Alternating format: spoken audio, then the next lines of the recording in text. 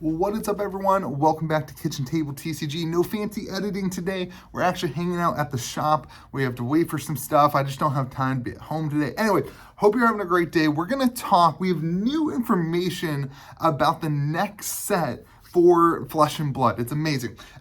During the live stream of the calling event, I believe James White, I wasn't able to watch it. Nobody clipped the video. I wasn't able to watch it because I was hanging out with my family. But what's been announced, I believe it was James White that said that the next set will be a supplementary set in Q1 and that it will support, quote unquote, support all heroes. It's going to be a supplementary set that's going to support all existing heroes. So lots of things to talk about. And then today, this morning, I'm glad I didn't make a video yesterday, because today, this morning on the website, they now have a little coming soon. It says Q1, and then that's for the supplementary set. And then in the next kind of over, it says a full set coming Q2 of 2022.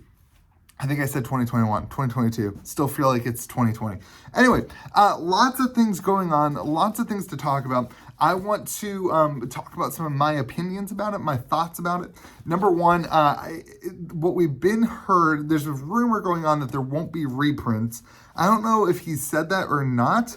It seems like this would be a reprint set, but it'll be really interesting if we don't see Command & Conquer and E-Strike reprinted. And I don't know if these are rumors or not. This is just things that I'm hearing going around. If there's not a reprint of the Command & Conquer and E-Strike, I think that's going to be a miss, but I think that there will be a reprint of Command & Conquer and E-Strike. I think it's going to be a massive set. So Crucible of War was a pretty big set, but I think if you're going to support all the classes, all the heroes, you're going to need either a really big set or you're going to need a very generic focused set. And I could see them doing something like this, a very generic heavy, thinking through like the classes at the baseline of the class structure rather than looking at the talent system. I could see them doing something like that. If you think of weapons like Duskblade, right? Like that's a card that maybe could have been in the set, and then they had, they brought it over for whatever reason. So cards that are generic to the classes, but then even going further than that, I would love to, and I think this is where we'll see more generic weapons like Talishar the Lost Prince, things like that. So I think this is going to be a huge deal. It's going to be a massive set. It's going to, like I said, support all the current classes. I think he said all the current heroes even.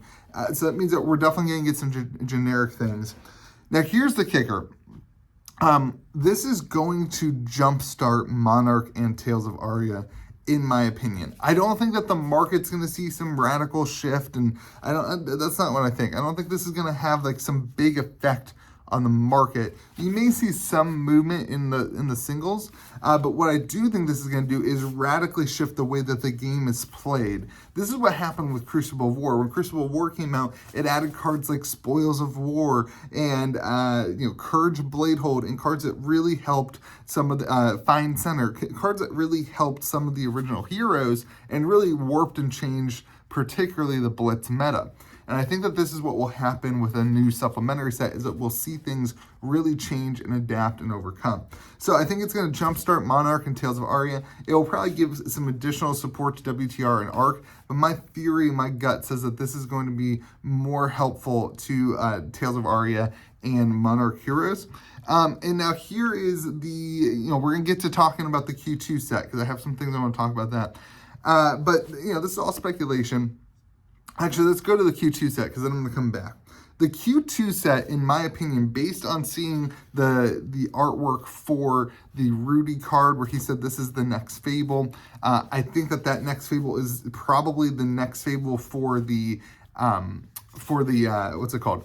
The next Fable for the new set, not the supplemental set, but the full set. Here's why. I think we are looking at things in blocks. So you had 3 gems. And then you had, we had 2 landmarks. So I think we have to get a 3rd landmark, and the landmark being in the supplemental set. And then the new all-in thing, whatever it is that he's saying, I think he even called it a gem, but who knows. But that's going to kickstart this new wave of Fables. So I think we're going to see that. And if that is the Fable from the next full set, then in my opinion, we are going to be in metrics. Potentially we'll be in Volcor. If we're in Volcor, you're going to see, you're going to see Fire and Wizards. If we're in Metric, you're going to see Mechanologists. You could potentially even see Wizard thrown into that. But those are the two specs that I think have the most water here as we move into the Q2 set, would be Wizard and Mechanologist. I honestly think All In fits really, really well. The theme and the way that the card looks so far fits really, really well in Metrics. So I would think through things that could be happening in Metrics. And if you're thinking about, looking at cards or buying cards or whatever, I think that's what we're going to see. Now, based on that, this is where we get into crazy theory. This is my notes, everyone. It's just, I didn't have a piece of paper. This is where we get into crazy theory. PvE, we're going to talk about, because the last supplemental set, okay? The last supplemental set added what? Added, do you know? It put a focus on, tell me, Ultimate Pit Fight. It put a focus on Ultimate Pit Fight. And that's kind of one of the things that they promoted. They didn't do a ton of it. I wish they did more of it. But they put Ultimate Pit Fight, and that's what happened with Crucible of War. I think that this supplemental set is where you're going to start to see player versus environment. Now, that's not crazy theory. I think that's a given. Crazy theory time with Louis. Here we go. There's a piece of artwork that's been used at the callings. It's in the lore book. And in this piece of artwork, you have Zinnia Park. It says Park Zinnia, which appears to be some sort of park in Metrics. I think, crazy theory time, things that are probably wrong. I think that we are going to see a very thematic set in the supplemental set that's going to encourage player versus environment activities that happen within this park. I don't know what that means. I don't know how that works. I just see something and I say that could fit. And I think that there's something to say about that. So Zinnia Park, Zinnia Park. There's just a reason that that's in the artwork. There's got to be a reason, a deeper reason for all that. So I don't know, maybe it's some sort of like, I don't know, Jurassic Park. We see some in Barrage and Braunhide, you see some dinosaur looking things in Flesh and Blood. Maybe you got some sort of callback to I don't know. Do heroes go to I don't know.